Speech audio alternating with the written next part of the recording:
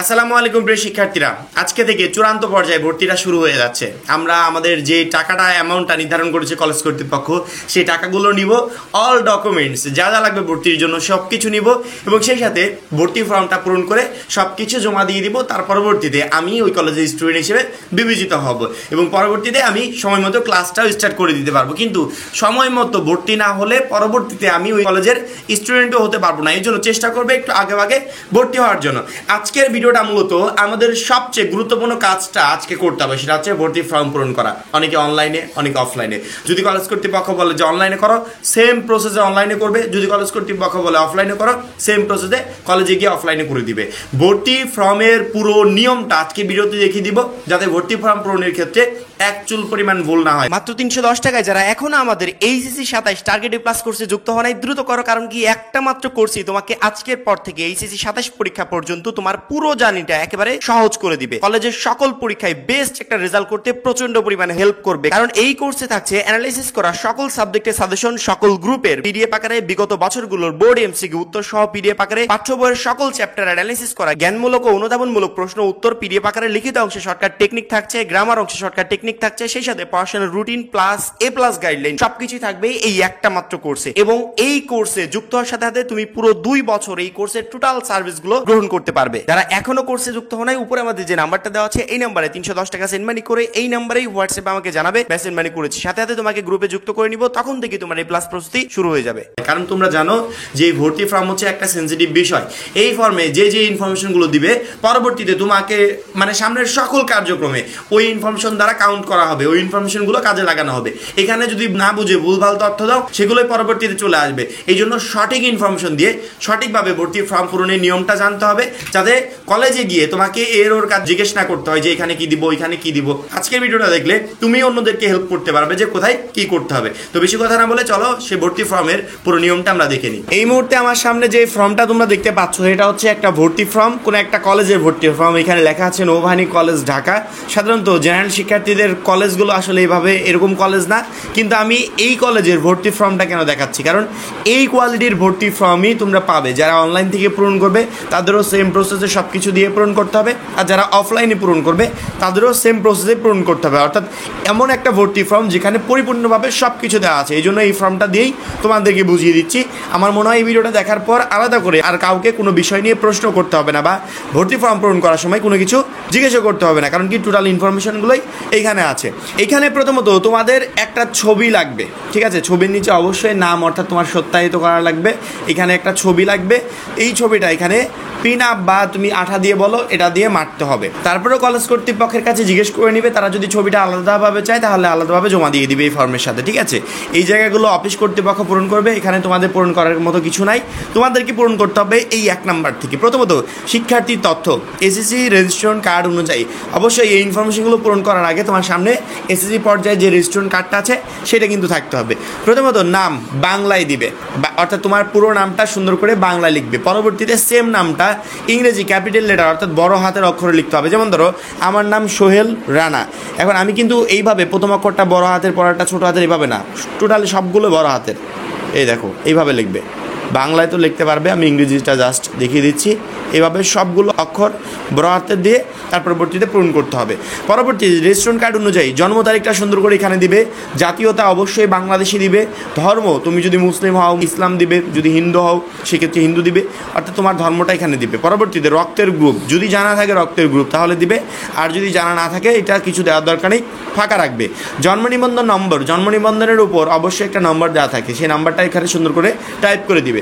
পরবর্তীতে শিক্ষার্থীর সচল মোবাইল নাম্বার, তোমার যে কোনো প্রবলেমে তোমার সাথে যোগাযোগ করতে পারবে কলেজ কর্তৃপক্ষ, সেই মোবাইল নাম্বারটা এখানে দিবে। এটা তোমার পার্সোনাল মোবাইল নাম্বার হবে। পরবর্তীতে ইউনিক আইডি সম্পূর্ণ হয়েছে কিনা, ইউনিক আইডি অনেক প্রতিষ্ঠান ইউনিক আইডি করে থাকে, তো সেগুলো তোমার হয়েছে কিনা, যদি হয়ে থাকে বা তুমি যদি মানে জানো না ইউনিক আইডি কি, এটা জানোই না তুমি, সেক্ষেত্রে এখানে না দিয়ে দিবে। আর যদি এরকম কিছু হয়ে থাকে তাহলে হ্যাঁ দিবে, ঠিক আছে? প্রায় শিক্ষার্থীর ক্ষেত্রে উত্তরটা হবে না। পরবর্তীতে এসএসসির বিস্তারিত, এসএসসি পরীক্ষার প্রবেশপত্র অনুযায়ী উপরেটা পূরণ করলাম রেস্টুরেন্ট কার্ড অনুযায়ী। এবার প্রবেশপত্রটা হাতে নিবে এবং সেই প্রবেশপত্র অনুযায়ী এই নিচের ঘরগুলো পূরণ করতে হবে। প্রথমত শিক্ষা বোর্ড কোনটা, ঢাকা, চট্টগ্রাম, যশোর, মাদ্রাসা সব পূরণ করবে। এসএসসির এগুলো কিন্তু এসএসসির ইনফরমেশন। পাশের সন 2025 সালে পাস করেছো নাকি 24 নাকি 23 সেগুলো সুন্দর করে এখানে দিবে। পরবর্তীতে তোমার রেজিস্ট্রেশন নাম্বারটা এখানে দিবে, রোল নাম্বারটা দিবে, শিক্ষা প্রতিষ্ঠানের নাম যেখান থেকে পাস করেছো অর্থাৎ তুমি তোমার স্কুলের নামটা এখানে দিবে। পরবর্তীতে EIIN নাম্বার, প্রতিটা প্রতিষ্ঠানের একটা EIIN নাম্বার থাকে যেটা তোমার প্রবেশপত্রে তুমি পাবে, সেই নাম্বারটা এখানে সুন্দর করে বসিয়ে দিবে। শিক্ষাবর্ষ, তোমার শিক্ষাবর্ষ প্রবেশপত্রের পর দেওয়া আছে, দেখে দেখে এখানে বসিয়ে দিবে। পরবর্তীতে গ্রুপ, অর্থাৎ তুমি কোন গ্রুপের শিক্ষার্থী ছিলে, বিজ্ঞান, ব্যবসা, মানবিক, যদি মানবিক হও এখানে টিক চিহ্ন দিবে, বিজ্ঞান হলে বিজ্ঞানের ঘরে দিবে, ব্যবসা হলে ব্যবসার ঘরে দিবে। নিচে ফলাফল জিপিএ, এসএসসি পর্যায়ে তোমার রেজাল্ট কত, যদি 4.95 হয় এখানে সুন্দর করে 4.95 দিয়ে দিবে। পরবর্তীতে নিজ জেলা, অর্থাৎ তুমি কোন জেলার শিক্ষার্থী ছিলে সেই জেলার নামটা দিবে, তোমার 2 নাম্বার পয়েন্ট পূরণ শেষ। 3 নাম্বার একাদশ শ্রেণীতে পড়িতব্য বিষয়সমূহ, অর্থাৎ তুমি একাদশ শ্রেণীতে কোন বিষয়গুলোতে পড়তে চাও। পরবর্তীতে এখানে দিয়েছে চতুর্থ বিষয়ের ঘরে মনোনীত বিষয়ে টিক চিহ্ন দিতে হবে, অর্থাৎ যেটা থেকে চতুর্থ বিষয় হিসেবে নিতে চাচ্ছ সেখানে টিক চিহ্ন দিতে হবে। যেমন ধরো বিজ্ঞান বিভাগের শিক্ষার্থীদের জন্য এই আবশ্যিক সাবজেক্টগুলো থাকবে বাধ্যতামূলক, বাংলা থাকবে, বাংলা প্রথম দ্বিতীয়, ইংরেজি প্রথম দ্বিতীয়, আইসিটি, পদার্থ রসায়ন, এগুলো হচ্ছে তোমার বাধ্যতামূলক সাবজেক্ট বিজ্ঞানের। এখানে বলেছে যে কোনো একটি বাধ্যতামূলক, অর্থাৎ তুমি মেইন সাবজেক্ট করবে কোনটাকে। যদি জীববিজ্ঞানকে মেইন সাবজেক্ট করো তাহলে এই উপরের যে 1 নাম্বারটা উচ্চতর গণিত এটা হয়ে যাচ্ছে 4 সাবজেক্ট, আর যদি তুমি উচ্চতর গণিতকে মেইন সাবজেক্ট করো তাহলে জীববিজ্ঞানটা হয়ে যাচ্ছে 4 সাবজেক্ট। এখানে মেইন সাবজেক্টের উপর টিক চিহ্ন দিবে, চতুর্থ বিষয় অর্থাৎ 4 সাবজেক্ট, যদি জীববিজ্ঞান করো জীববিজ্ঞানের উপর দিবে, আর যদি উচ্চতর গণিত করো উচ্চতর গণিতের উপর দিবে। যেহেতু আগের ঘরে আমরা জীববিজ্ঞান পূরণ করেছি এই জন্য এখানে 4 সাবজেক্ট হিসেবে উচ্চতর গণিতটাকে দিচ্ছি। এখন তুমি কোনটাকে 4 সাবজেক্ট হিসেবে নিবে সেটা এখন তোমার বিষয়। পরবর্তীতে ব্যবসা বিভাগের যারা শিক্ষার্থী আছে তাদের আবশ্যিক সাবজেক্ট বাংলা প্রথম দ্বিতীয়, ইংরেজি প্রথম দ্বিতীয়, আইসিটি, ব্যবসা সংগঠন ব্যবস্থাপনা, হিসাব বিজ্ঞান। এখানে আরেকটু গুরুত্বপূর্ণ কথা বলে রাখি যে এই সাবজেক্টগুলো অনেক সময় তোমার ফর্মে নাও থাকতে পারে, কারণ কি কলেজ ভেদে সাবজেক্টগুলো আলাদা আলাদা হয়, যে এক এক কলেজে একরকম সাবজেক্ট আছে অন্য কলেজে নাই, সেগুলো দেখে শুনে পরবর্তীতে দেওয়ার চেষ্টা করবে। বাধ্যতামূলক হিসেবে এখানে একটাই আছে, কোনো কিছু করার প্রয়োজন নেই। চতুর্থ বিষয় কোনটা নিবে সেটাতে টিক চিহ্ন দিতে হবে। ওকে, পরবর্তীতে মানবিক বিভাগ, এখানে আবশ্যিকেরগুলো আছে, পরবর্তীতে বাধ্যতামূলক যেকোনো 2টা নিতে বলেছে, যেকোনো 2টা নিলে এখানে বলেছে তৃতীয় বিষয় হিসেবে একটি ও চতুর্থ বিষয় হিসেবে একটি, মোট 2টি সিলেক্ট করতে হবে। এখন কোনগুলো সিলেক্ট করতে চাও মানবিক বিভাগের শিক্ষার্থীরা সাবজেক্ট দেখে এখানে টিক চিহ্ন দিয়ে দিবে। পরবর্তীতে নিচে দেখো পিতার বিবরণ, নাম বাংলায়, অর্থাৎ তোমার পিতার নামটা সুন্দর করে এখানে বাংলায় লিখবে। পরবর্তীতে সেই নামই ইংরেজিতে লিখবে। এখানে আবার বড় হাতের লিখতে হবে না, কারণ কি এখানে বড় হাতের ক্যাপিটাল লেটার কিন্তু বলা নাই, তুমি বড় হাতের না লিখলেও চলবে। তোমার পিতার এনআইডি নাম্বারটা এখানে লিখবে, অর্থাৎ এনআইডি কার্ডটা দেখে দেখে নাম্বারটা বসিয়ে দিবে। তোমার পিতার জন্ম তারিখটা লিখবে, তোমার পিতার জন্ম তারিখ কিন্তু এটা পিতার বিবরণ, ঠিক আছে।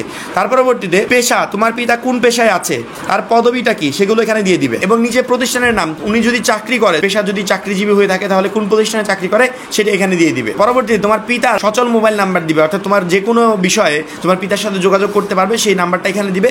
এবং লাস্ট হচ্ছে বার্ষিক আয়, তোমার পিতার বার্ষিক আয় কত। অনেকে দেখলাম মানে ভাব নিয়ে পিতার বার্ষিক আয় 1,20,000 টাকা দিয়ে ফেলে, 2 লক্ষ, 5 লক্ষ, 10 লক্ষ এইভাবে দিয়ে ফেলে, যেগুলো তো কোনো প্রবলেম হবে না। পরবর্তী যখন উপবৃত্তির জন্য আবেদন করবে তোমার এই ইনফরমেশনের সাথে যদি উপবৃত্তির ইনফরমেশন না মিলে, তুমি উপবৃত্তির ইনফরমেশন দিলে 1,20,000 টাকা, 1,20,000 টাকা এটা দিলে। দেওয়ার পরবর্তীতে উপবৃত্তির যে ফর্মটা আছে সেখানে অ্যামাউন্টটা দিয়েছো, কিন্তু এইখানে তুমি দিলে 5 লক্ষ টাকা।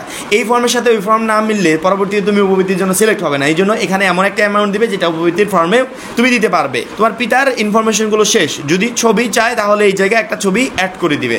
পরবর্তীতে মাতার বিবরণ সেম প্রসেসে বাংলায় নামটা লিখবে, পরবর্তীতে ইংরেজিতে লিখবে, এনআইডি নাম্বার লিখবে, জন্ম তারিখ লিখবে, পেশা লিখবে, পদবি লিখবে, যদি পেশা না থাকে তাহলে লিখবে নেই, প্রতিষ্ঠানের নাম, অর্থাৎ যদি তিনি চাকরিজীবী না হয়ে থাকে তাহলে এগুলো পূরণ করার দরকার নেই। তার একটা মোবাইল নাম্বার যদি থাকে দিবে, না থাকলে নাই।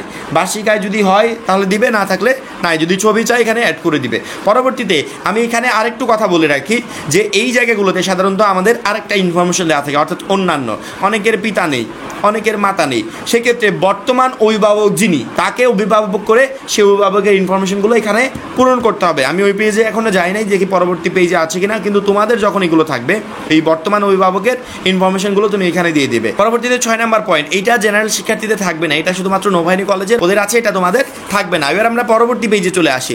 এই যে 7 নাম্বার অভিভাবক, এটাই আমি আলোচনা করছিলাম একটু আগে, যে যদি পিতা মাতা না থাকে, আমার বর্তমান অভিভাবক মনে করো পিতা নেই, মারা গেছে, বা পিতা বাইরে থাকে, যার ইনফরমেশন দেওয়া সম্ভব হচ্ছে না, এখন পিতার পরিবর্তে তোমার অভিভাবকের দায়িত্ব কে পালন করছে, তার ইনফরমেশনগুলো এখানে দিবে। পিতার বর্তমানে যদি মামা হয় মামা দিবে, নানা হলে নানা, যদি চাচা হয় তাহলে চাচা দিবে। অর্থাৎ অভিভাবক পিতার অবর্তমানে যিনি, তার ইনফরমেশনগুলো টোটালি এখানে এনআইডি নাম্বার, নাম টাম, এগুলো হাবিজাবি সব কিছু দিয়ে এখানে সুন্দর করে পূরণ করবে, সেম প্রসেস আগের মতো করে। তারপরে 8 নাম্বার বর্তমান ঠিকানা, অর্থাৎ তোমার ইনফরমেশন এখানে বর্তমান ঠিকানাটা এখানে দিবে, এলাকা বা মহল্লা এখানে দিবে, ওয়ার্ড নাম্বার দিবে, পোস্ট অফিস, অর্থাৎ বর্তমান ঠিকানা যেখানে আছো এখন বর্তমানে তার ইনফরমেশন দিবে।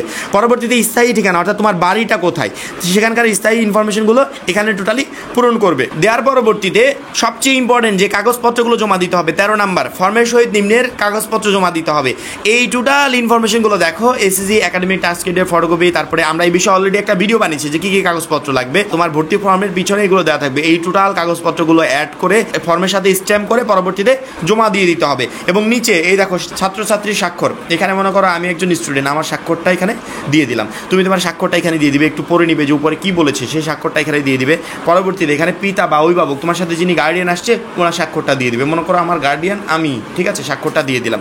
এখন তুমি কিন্তু সেম স্বাক্ষর করো না, যদি গার্ডিয়ান না থাকে তাহলে অন্য কোনো অভিভাবক। আমরা যেমন করেছিলাম যে মনে করো আমার প্যারেন্টস যায় নাই কলেজ ভর্তির দিন, পরবর্তীতে আমার এক ফ্রেন্ডের যে মা গেছিলো, পরবর্তীতে ওনাকে বললাম যে আপনি একটা স্বাক্ষর দিয়ে দেন আমার মায়ের নামে, পরবর্তীতে উনি স্বাক্ষরটা দিয়ে দিয়েছে। স্বাক্ষরটা মেইন ফ্যাক্ট না, যে কারো মাধ্যমে দিয়ে নিবে, পরবর্তীতে টোটাল ফর্মটা এভাবে অন্যান্য কাগজপত্রের সাথে অ্যাড করে জমা দিয়ে দিবে, এবং সেই সাথে যে টাকাটা তোমার জন্য নির্ধারণ করা হয়েছে কলেজ ভর্তির জন্য, সেই টাকাটা অ্যাড করে জমা দিয়ে দিবে, তাহলে তোমার ভর্তি কার্যক্রম ইনশাল্লাহ শেষ হয়ে যাবে। আশা করি প্রত্যেকটা শিক্ষার্থী বুঝতে পেরেছো। এখন এই পর্যন্তই, পরবর্তী ভিডিওর জন্য অবশ্যই চ্যানেলটা সাবস্ক্রাইব করে রাখবে। যারা এখনো আমাদের এই যে 27 টার্গেট প্লাস কোর্সে যুক্ত হয়, খুবই দ্রুত যুক্ত হয়ে যাবে। সবাই ভালো থাকবে, সুস্থ থাকবে, আল্লাহ হাফেজ।